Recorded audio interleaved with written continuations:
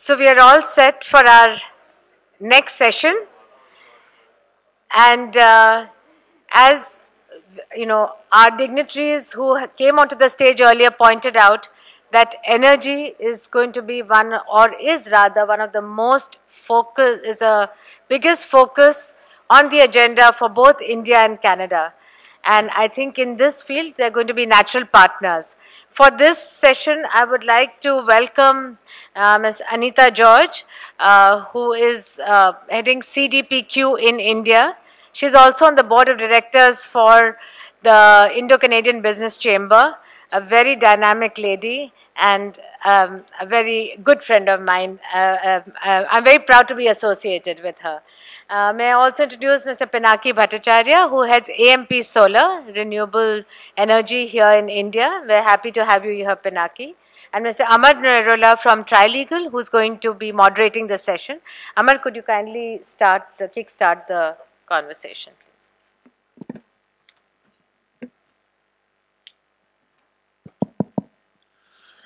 Good afternoon, everyone, and thank you all for being here.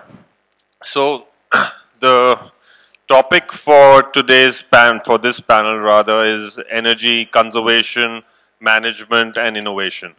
So, which to my mind is very critical. It's a very critical topic given what we have been witnessing in Delhi NCR over the last couple of weeks, perhaps last couple of years, in fact. In terms of air quality, but also from the perspective of developing India's infrastructure in a sustainable manner, as well as growing the Indian economy. So, in the last couple of decades, we've seen that the policymakers have implemented a variety of reforms in the electricity sector with the broader objective of delivering clean, cheap, and reliable power to all consumers. Perhaps this goes back to the Electricity Act in 2003, which delicensed generation of electricity, or the National Electricity Policy, which set out the roadmap for development and incentivizing renewables across the country. Or perhaps even the most recent schemes such as the Ujala LED bulb scheme, which has been a phenomenal success, and EESL is now trying to replicate that model for energy efficient ceiling fans and air conditioners, etc. But that said, at the same time, there are certain issues which have constrained development in the renewable sector or the energy sector generally, and so we can kickstart with that. And I'll come to you, Ms. George, first. What do you think are the regulatory challenges or policy actions which have constrained development so far, or are required for giving a further boost to development across the country, especially given your experience of emerging markets? Thank you. Thank you, Amar. I'm very happy to be here, and I thank ICBC for inviting me. I represent Caisse des dépôts et placements du Québec, which is Canada's second largest pension fund manager. And we are actually very proud to be the largest financiers of renewable energy in North America. So with having financed about 17,000 megawatts with equity, and we are doing so in India as well, where we have a 3,000 megawatt solar platform, Azure Power, as well as a partnership with CLP India, which has about 1,700 megawatts of renewable energy and transmission. So our aim is really to grow renewable energy. We have also a 1,700 megawatt platform in Mexico, and we are looking in Brazil as well. So having looked at, renewable energy regulations, policies, etc., across countries. One of the things that I think India has got right is that we started off with feed-in tariffs for both solar and wind, but as the industry got more competitive, we've moved to a competitive system with less and less subsidy involved. Your question, Amar, to me was what are the biggest constraints? And I would say as a long-term investor, for us, the most important thing is the partner that we work with. So foremost is, do we share the same goals as our partner, which is long-term to build a business of several thousand megawatts, which can be reached to people and consumed and make the electricity mix in India greener. Having said that, one of the biggest challenges is really the payment track record of state electricity boards. This is an old problem which gets represented almost in every conference on renewable energy. But I think there has been, in our experience, really a way, in some ways, to mitigate that. So we've, in our platforms, focused mainly on central government entities and offtake by SECI and NTPC, which are more creditworthy, I would say, and then used an approach of diversifying across states so that at no point are we totally dependent on one state. Having said that, I think that it's very important to realize that the growth in renewable energy can get severely curtailed, and we are actually seeing a bit of that right now in India when state governments renege on existing contracts. And one of the most common arguments is that now that the price of solar and wind has reduced, let's go back and change the contracts that existed 10 years ago, 15 years ago. And I think the thing that especially regulators and governments need to realize is that when these contracts were signed, the cost of solar panels or of wind turbines was very different from what it is today. And I've been told sometimes, oh, don't worry, we are just questioning the wind contracts, not the solar.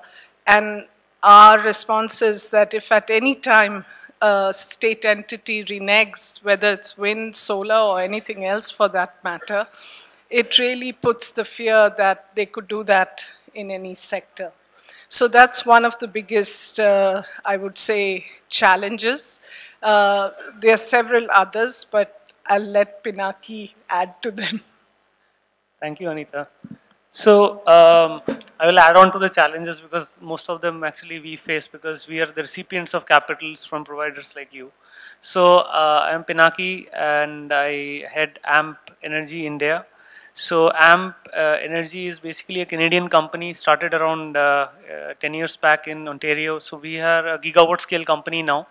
We are deployed almost $2 billion and we are present in some of the largest renewable energy markets in the world. That is India, Japan, Australia, Canada, US and Europe. And in India specifically, we started the platform around 3 years back. And because of some of these challenges, we started focusing more on the commercial and industrial segment. And today, within the last 3 years, we have become one of the largest and the fastest growing players. We are nearly half a gigawatt in terms of commercial industrial space and serving over 40 customers in 15 states in India. And some of the experiences that we have had is in terms of the payment track record from the commercial industrial customers is far better. Having said that, our business model, how we are actually, I'll just talk about now what are the challenges that I'm seeing and how we have made a business model that is robust around it. See, basically, if you see, there are on the commercial and industrial space, the issue is that although we are actually replacing almost 25% of their energy with clean and affordable renewable energy, and the 25% that we replace is also we are saving almost 1/3 of their cost. Despite that, there is still this appetite for lower and lower cost tariffs, even on the commercial industrial space. So that is an issue that we face.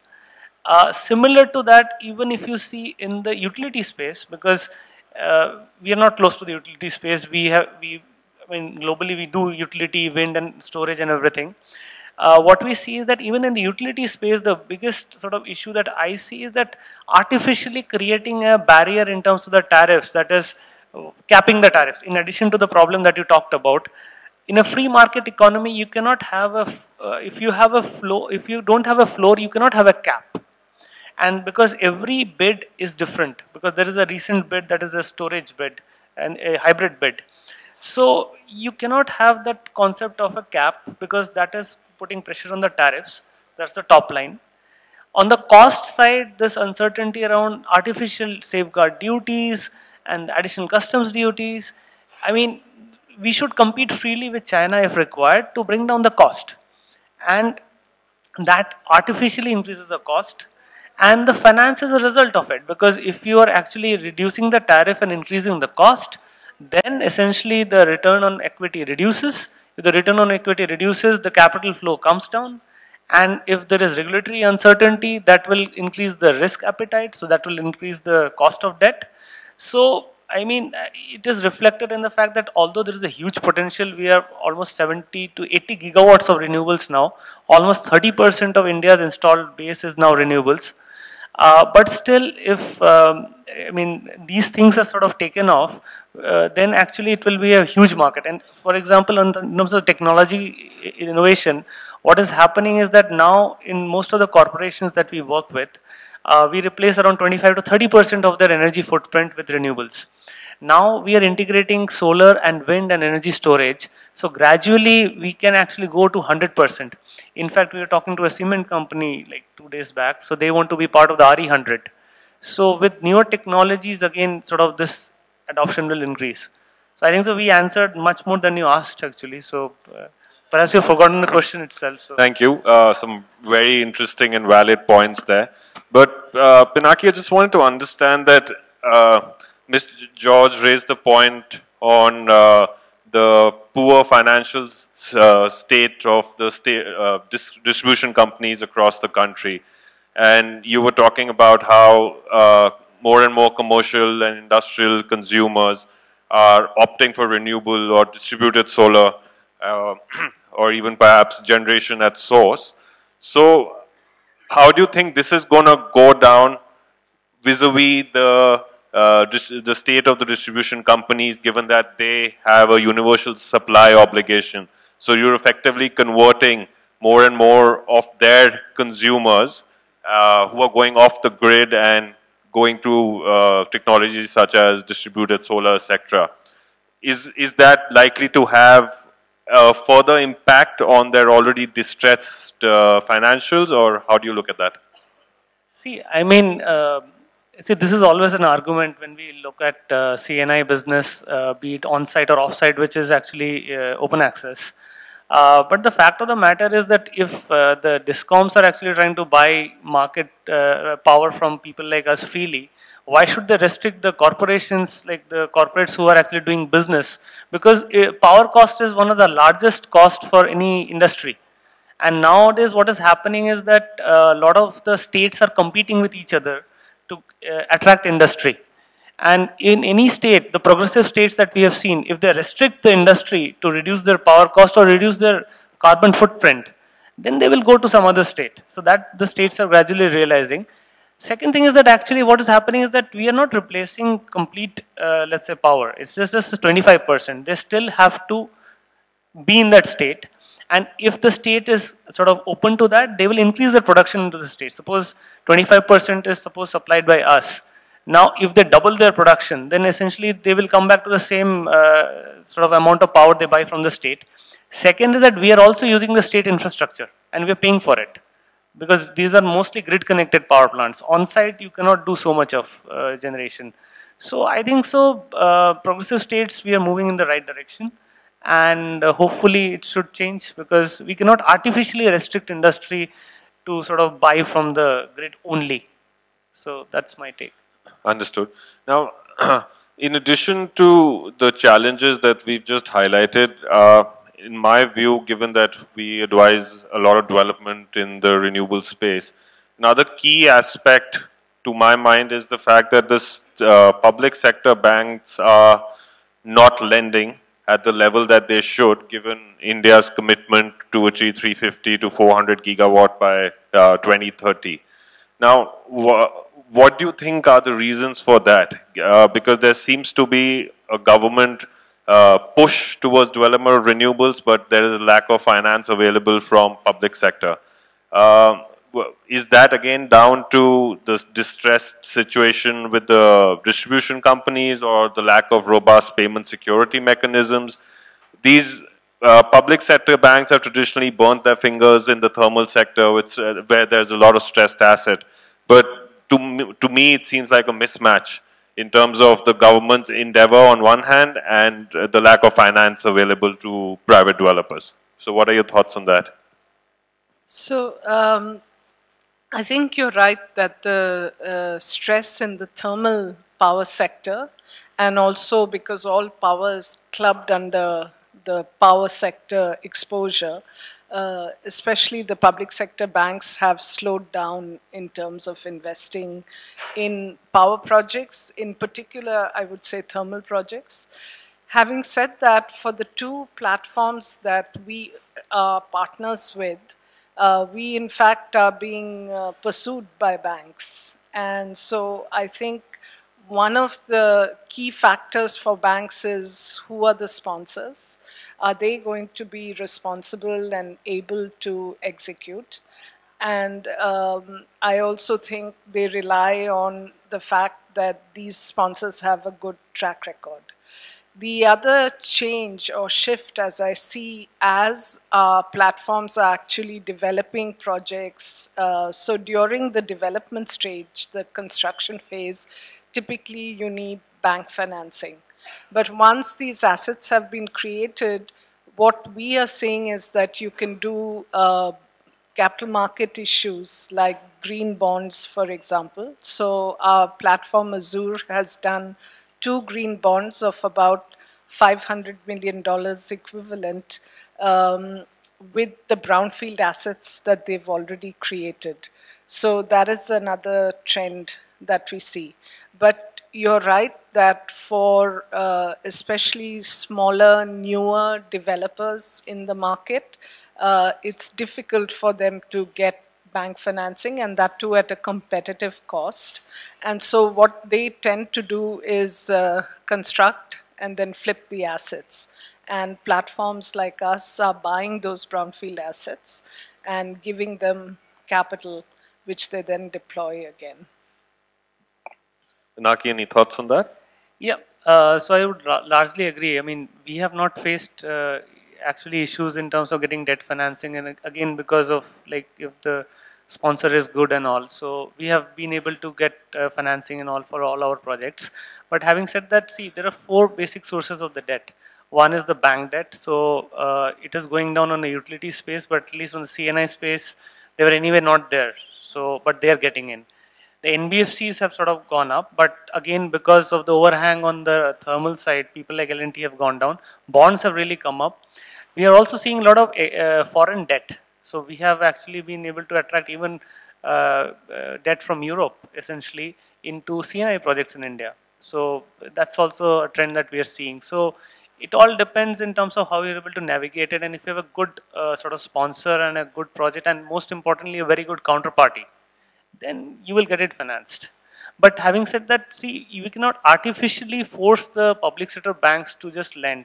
What the government needs to do is that give regulatory certainty so that the risk comes down, and as a result the spread comes down and people will lend. If you artificially create uncertainty, and because it's, and the DISCOM health is like that, so it's something one cannot force the banks to actually lend in projects which are substandard also, because at the end of the day it's public money that they are investing. So thank you. So again, I think the takeaway from that discussion would be that from a bank's perspective, you're looking at the creditworthiness of your counterparty to your power purchase agreement, as well as you looking at this, the strength and the creditworthiness of the sponsors. And given what the banks have witnessed during the perhaps the decade before last, when thermal was on the development, I think that seems to be one of the key reasons why they are a little apprehensive in terms of lending to renewables. But I hope that changes, and like you probably pointed out, with a certain amount of more regulatory certainty, and going back to the point that you made, Ms. George, about utilities trying to renege on PPAs, all of this, I think, goes towards how a bank is going to look at its risk while lending to a project. So let's then touch upon another aspect of the topic that we have before us today. So, how do you see the role of new and innovative technologies now that we are moving towards those, whether it be battery storage, whether it be, you know, even integration of renewables? There are schemes out now for hybrid wind and solar projects. So how do you see those playing out, and how do you see a role for them as India moves towards achieving its 40% power through non-fossil fuels? Sure. I would say that there is already, the government is bidding out hybrid projects. There's talk about bringing storage and solar storage and wind as well. But at the end of the day, it boils down to costs. And as long as the cost of storage is high, relatively higher, I think you would not see the kind of scale that enables you to have firm power and predictable power. So that's been a challenge. Having said that, you know, as Pinaki can elaborate further, in some of the newer models we are seeing that where the demand is manageable, storage could be brought in, and you can retire sort of backup diesel power, which is expensive and polluting. And more industries are opting to have a clean solution and are willing, therefore, to bring in storage as part of the solution. A second point I'd like to make is that even before we go towards too much innovation, a key requirement or constraint is evacuation, because how do you get this power to the people? And one of the big reasons that we see both in wind and solar is curtailment, where the grid is not available. And I think if you look at Tesla's project in South Australia, where they are actually using battery to stabilize the grid.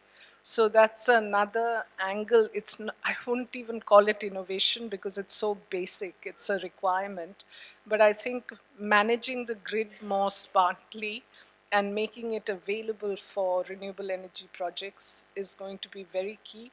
And India is reaching that percentage of 30% where it becomes critical to make sure that you have the kind of grid resilience and grid availability that you need to evacuate renewable power. Just to add to that, see, as a company, although we are basically a generator of power, but we actually are also accelerating certain technology companies. So the sort of the areas that we see in terms of how technology can impact our space, obviously the two things that she spoke about, one is hybrid, because our aim of our company is to get to dispatchable clean energy. So hybrid is very important, and we are actively following that at a grid scale. Second is storage, and the storage cost is coming down. It's coming down below $200 now. And we are seeing some use cases, at least behind the meter, where it could make business sense. So if it makes business sense in India, then perhaps it will make a lot of sense elsewhere. But there, for example, in Canada, our some of the cases with solar plus storage is actually making sense. So we just we coordinate with each other to see that, okay, this is a business case that makes sense in Canada or in US. Now, when it makes sense in India, then we will deploy it here. third area which I see is on the technology front is how do we use technology to do the things better in terms of what we are doing in solar or wind. For example, there are startups that came in last week to our office. One entity is trying to reduce the time in which you produce drawings, or using drone technology to do a better heat map of the assets. So at a much fraction of the cost. So I see a lot of innovation happening in startups in India in the solar and in general the renewable energy space, which has far reaching actually repercussions across the world. And we see the other way around also. So I think so technology will be a big game changer in our space.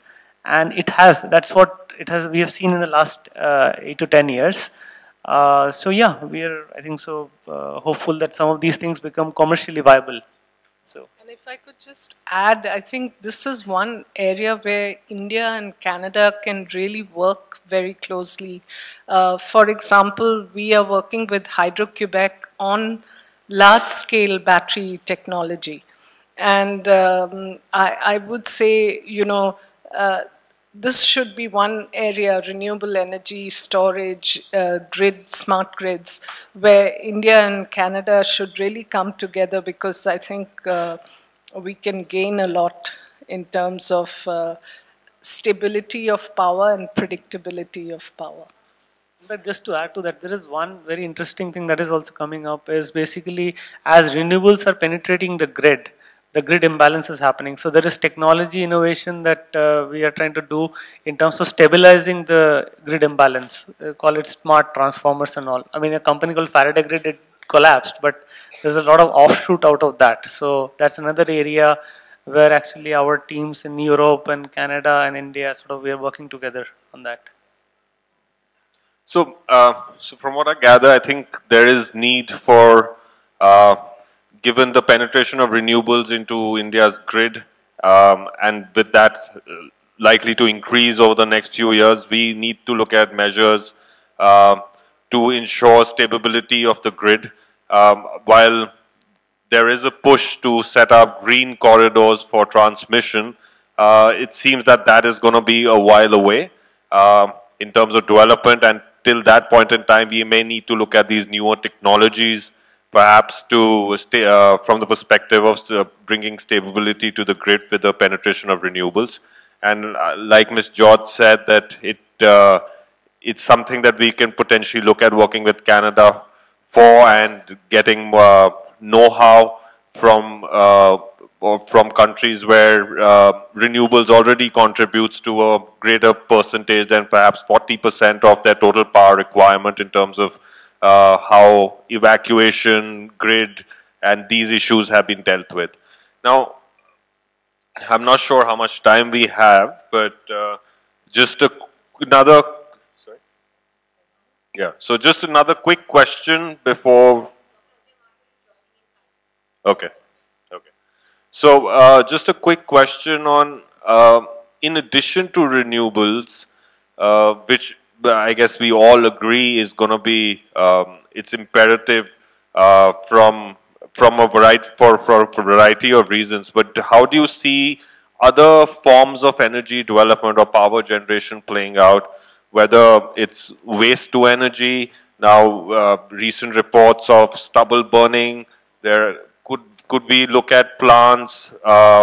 In addition to the energy problem, disposal is another issue in India. Could we look at basically with one stone killing two issues? So is that something that you as an equity investor would you be happy to look at, or have you looked at that in other markets? So just want to get your thoughts on that. So waste to energy is a very interesting area, but I think when you compare the cost of converting waste to energy, especially waste in India, which is 60% wet waste and silt, and the calorific value of our waste is lower than in developed countries. So you have to realize that you cannot treat it or compare it to other energy plants. However, I think it's very, very critical for India. If you ask me, in the whole urbanization that is happening right now, unfolding before us, waste is going to become the critical challenge for cities and municipalities to deal with. So one should promote, and the government has given a feed-in tariff of 7 rupees 90 paisa for waste to energy. But I think in the way we evaluate, and as an equity investor, we cannot look at them as just another renewable energy plant. Rather, it's a way of processing waste and converting waste, which happens to produce power. So it's a very different way of looking at it. Having said that, I think the industry in India, the waste to energy sector, is at a sort of cusp of taking off, and it is something that we are studying, but not yet brave enough to jump in. Pinaki, any thoughts? Yes, we did jump into this area, not in this company, in the previous company, so usual issues with the feedstock and all. But I think so the kind of vigor the government has driven the solar sector in the recent years, they should drive this bioenergy sector now. So the time has come where solar is standing on its own feet, wind is standing on its own feet, storage, I mean, they are doing tenders. I think so this is a time where bioenergy and waste should be taken up with that missionary zeal to actually make it mainstream. Because government intervention is needed, because commercially, from a pure equity standpoint, it's not always viable. So that's one point. Second is the other area that we are also working on is the demand side management, because there are a lot of interesting technologies that have come in to sort of assess the demand and how to manage the demand, because that's another area that we are also looking, because we have a nice base of a lot of commercial industrial customers, and one of the areas that they need to look at is actually reducing their entire energy energy consumption. So that's another area that is happening, and there is a lot of technology there also that's coming up. Actually, Pinaki mentions a very important point, because we tend to think, since we still have a lot of people who don't have access to any electricity and our per capita consumption is low. So we tend to think that energy efficiency for India is something that can come later. But if you compare energy consumption, we are pretty inefficient. And so I think a lot of what can be done on demand side management, on energy conservation, on information education of the public, the users of energy, there's huge scope. And if you look at the International Energy Agency, they talk about megawatts or energy megawatts that haven't been used or have been conserved. And that is as important a part as renewable energy and everything towards contributing to climate change mitigation. Thank you for that. Completely agree that in addition to where we keep talking about generation of power, demand side management is perhaps a very important element. I was recently reading that for the Ujala scheme, where I believe more than 230 million bulbs have been given out, the peak demand of almost 6,000 megawatt, close to 6,000 megawatt has been saved in terms of power. So I think to look at it from a holistic perspective, it's not only about generation, it is about transmission of power, where traditionally India has faced, at least from the distribution companies' side, traditionally faced a lot of issues of theft of power, etc., a lot of T&D losses. So there is there is definitely scope for us to look at this in a holistic manner, where from generation, transmission, and even demand side, we are looking at different ways and different innovative technologies that could potentially be brought in to curb or to regulate how the demand of the growing consumer can be met, especially keeping for a country like India, where we know that the urban numbers are just gonna keep going up, and while there is we are still trying to electrify certain villages of the country. So I think from a holistic perspective, it is important for us to look at all these 3-4 aspects in order to meet India's energy of efficiency potential. Now, with that, I think panelists would be happy to take any questions that you may have.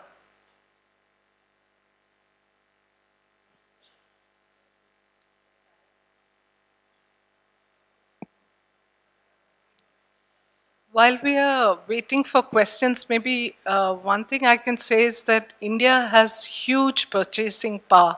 So, and when Dr. Ajay Mathur joins us, I'm sure he'll talk about it. You know, when India went into LED lights, we changed the global price of LED lights. It came down by 1/3 and it became affordable not just for Indians, but across the globe. So I think we should look at the ability to aggregate our demand and bring down the price of some of these more innovative solutions. Just a question to the, question to the panel. There are multiple technologies that have happened over the last couple of decades, you know, from wind to solar, you know, now waste, bio, etc., etc. Of these technologies, which of them have on an ongoing basis, on an operating basis, already achieved profitability?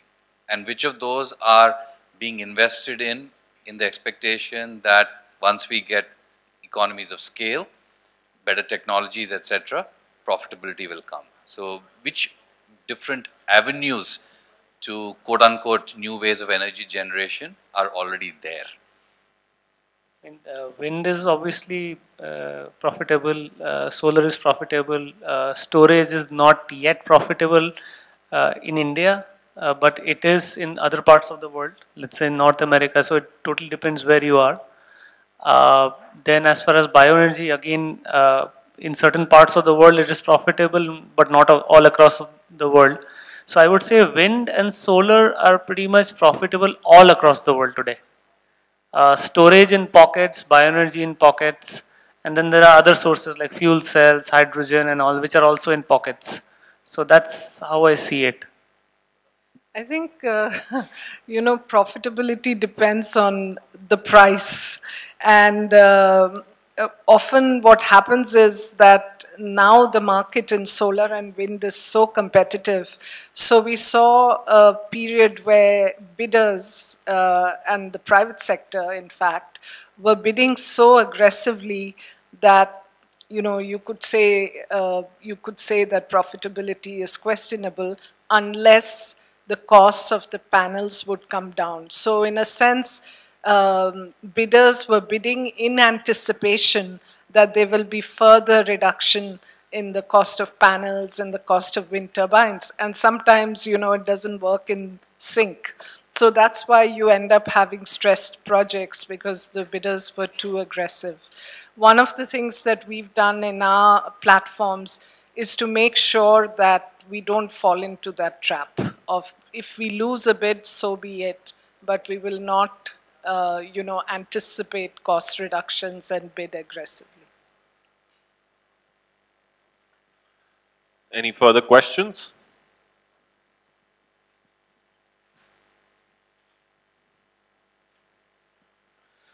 Promoting solar energy for household usage, don't you think that will really increase the usage and make people aware of it? I don't see a lot happening on that. I've seen that happening in Mysore. Really, people in Mysore are very aware of it, but not in other part of the countries. I don't know why, but I think that will help us, you know, the energy consumption and the electricity consumption a bit less, and the environment will be better with the reduction of electricity as it is. That's my thought. I don't know.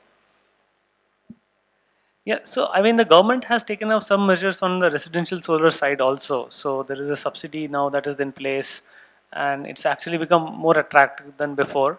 So, but in effect what's happening is that whatever electricity you're receiving in the house, a part of it is actually solar. You may not be receiving the same electrons.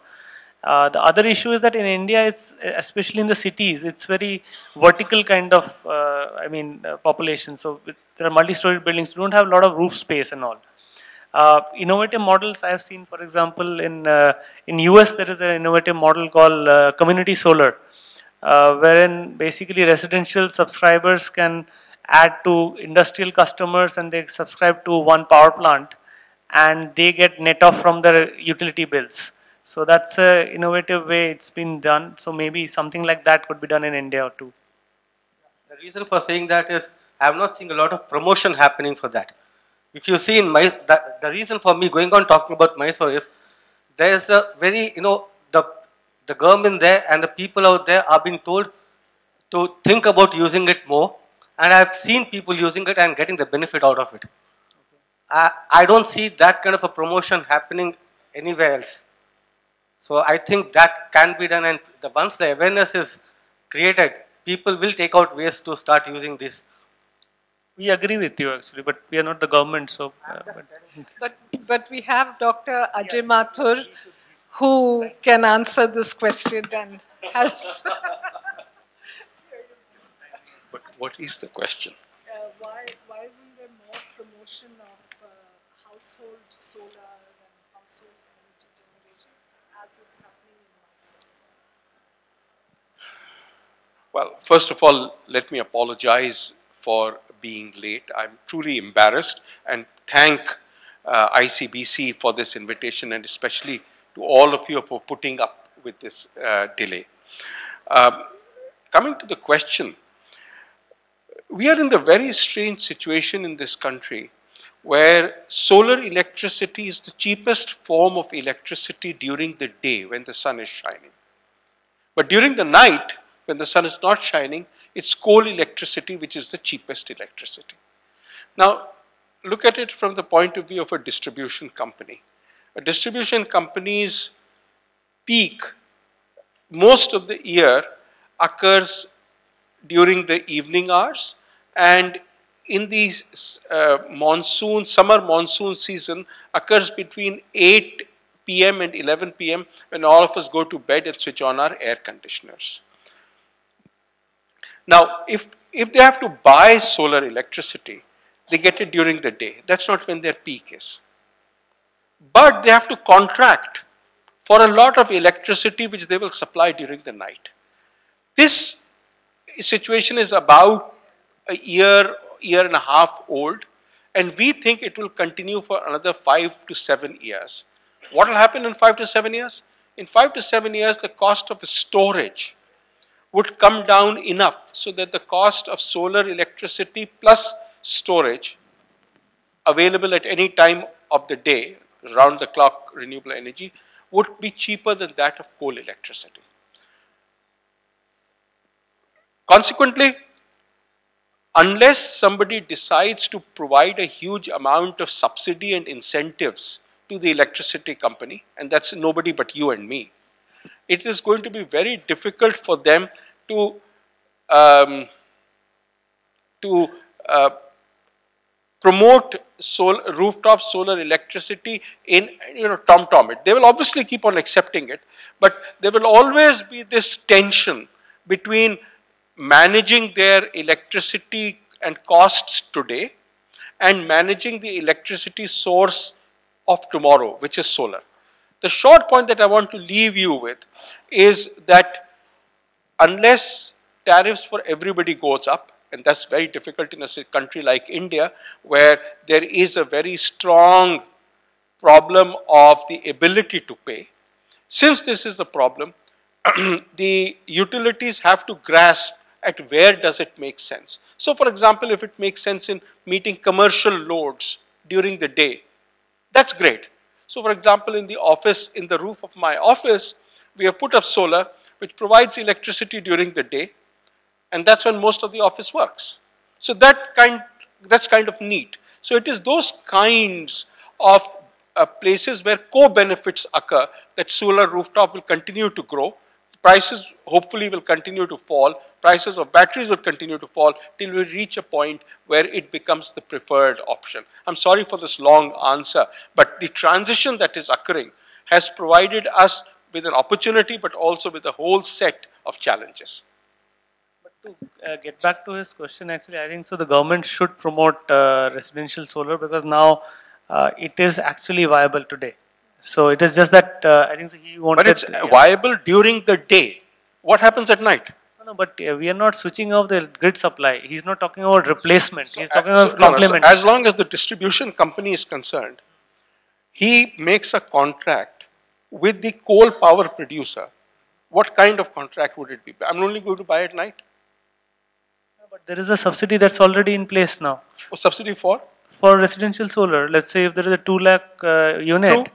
so for 4 kilowatt, you get a 1 lakh subsidy from the government. Right. And So- there are startups that have been created. So it's happening. It's not so widespread as it is in the south. So that's the point. It is happening, but it will continue to be a contested area till the economics becomes clear.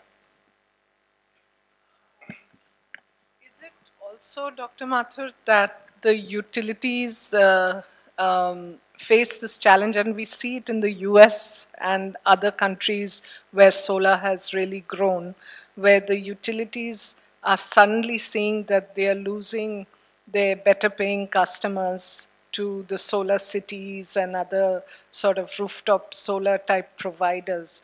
Do you see that tension happening yet in India? So the tension that is happening now is of two kinds. One, to a certain extent, it is correct from what you say, but those are people like offices which have a load during the day. But the second thing that the distribution companies are seeing is that the grid electricity is at a certain price, say 7 rupees a kilowatt hour. And if I procure solar electricity, if I procure electricity directly from an efficient electricity plant, a coal electricity plant, I can get it for 4.5. So this tension of the distribution company tending to lose its customers has been there, and the way they've tried to protect it is by a huge number of surcharges which are added if I want to get directly electricity from a power station. So this is true of coal power stations. It's unfortunately becoming true of solar as well. Any further questions from the audience? Hello, sir. Good afternoon, panel. There is one question when we are talking about the solar panels and all, right? So the first thing which comes in mind, which is efficiency of the solar panel, and the second thing, like as my knowledge is there, so this lifespan of the solar panels and all, which is hardly for 25 years, right? So that is again a huge. But what about the dispose of, or after 25 years, how to recycle these panels? Up till now, I think there are no firm thing on that thing. So it can be like, it is just a concern which I'm raising. It can be like, when initially plastic was introduced, it was like, this is something which goes to everyone. And now what we are doing is, it is something which needs to taken out. So this should not happen. So as a panel, kindly, sir. Dr. Mathur? You put your finger on one of the most important issues that we are looking at in the solar and the battery debate. What will happen to these products, both solar panels and batteries, once their life is run out? It is important that we start preparing for it today. We did not prepare for plastics, we did not prepare for CFCs, but we can prepare for this. In my view, there are two kinds of steps that are needed. One, of course, is the treatment and recovery of all the material that has gone into a panel or a battery. But the second is, the panel or the battery must reach that place. So the collection is as important as the treatment itself. All of this will cost something. So in my view, one, we need to have specifications now that the batteries and the panels can be easily dismantled. In other words, the materials are so made that they can be taken out separately, because that's important for recycling. And if we set in dismantling standards today, it will help us 25 years later. And the second is creating that corpus of money.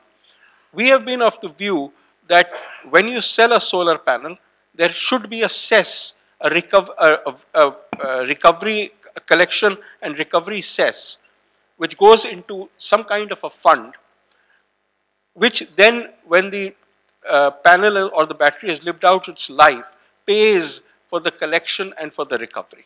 So two things, specs, standards which help dismantling, and creation of a business model and the money for it to allow for the collection and recovery of the materials. Just to add to that, I think it was a very valid question, and I have recently been advising a management consulting firm which is running something known as the Solar Waste Action Plan, funded by NGOs based out of Europe. But as part of that exercise, we realized that while there is some sort of a regulatory framework in place, there is yet a lot to be desired.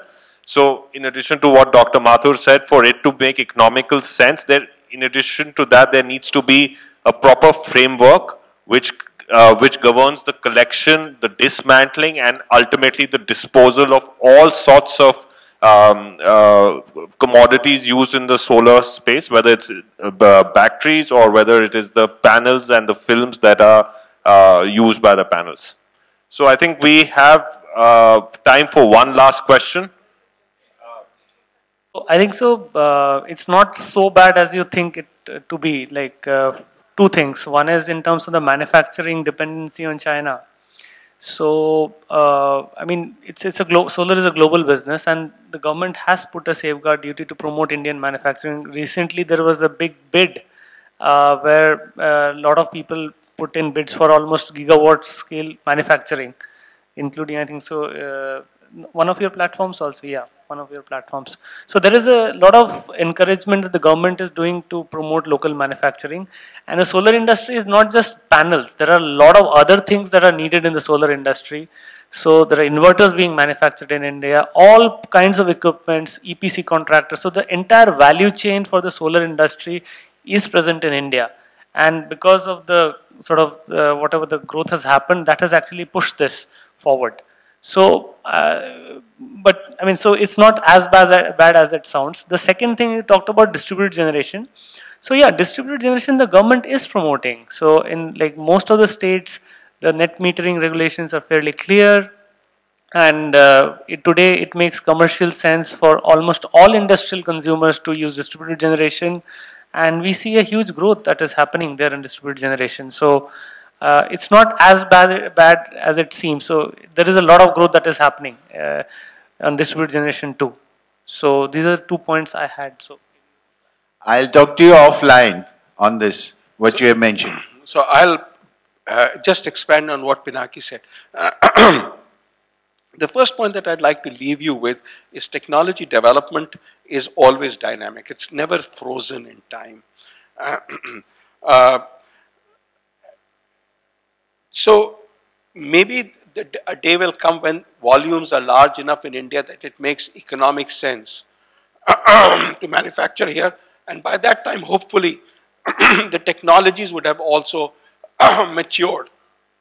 One of the problems that we have is the technologies which are both effective in terms of efficiency as well as cheap in terms of performance. So you have to look at a biomedia, keep changing over time. And obviously if you invest a lot in something today, that may not be the technology of tomorrow. So it's actually from a strategic point of view, in this phase, when the market is growing, it may make, oh actually, thank you so much.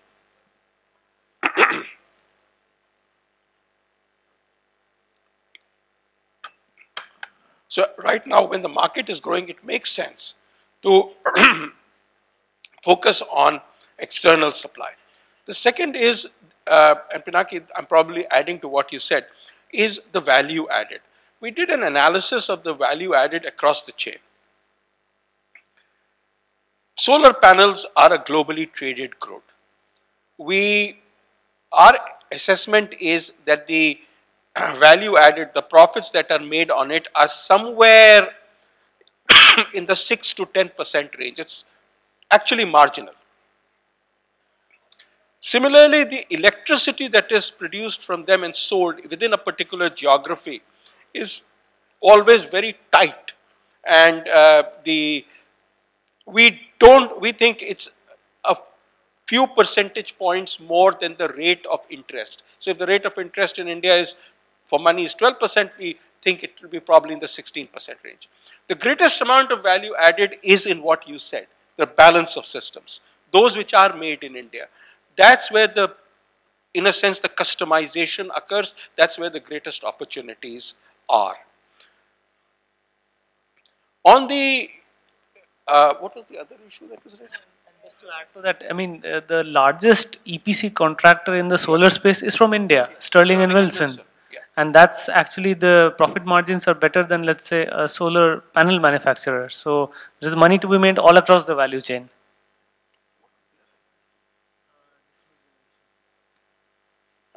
So distributed generation is something on which I don't think I can offer a very quick answer because things are changing very fast.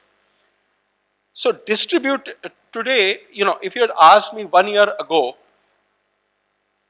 it was a different case, but today every household in India, or almost every household, 99% are connected to the grid. Now, if they are connected to the grid, the question is, okay, if that investment has already been made, is the value added of having decentralized generation there? No, but the grid is not providing electricity 100% of the time. So distributed generation still makes sense, but as a reliability issue. This raises questions of costs. How will prices be there? Should they be negotiated? Should they be regulated? There are issues of how do you make these microgrids as being interactive with the grid. So there are policy issues, there are regulatory issues. But as I said, this is an issue which is now about 8 months old. And this is an area in which there is a huge amount of discussion happening, analysis happening. So let's see where this goes. Okay, I think that's it. Thank you for your time, Dr. Mathur, Mr. Bhattacharya, and Ms. George. And that's it from us.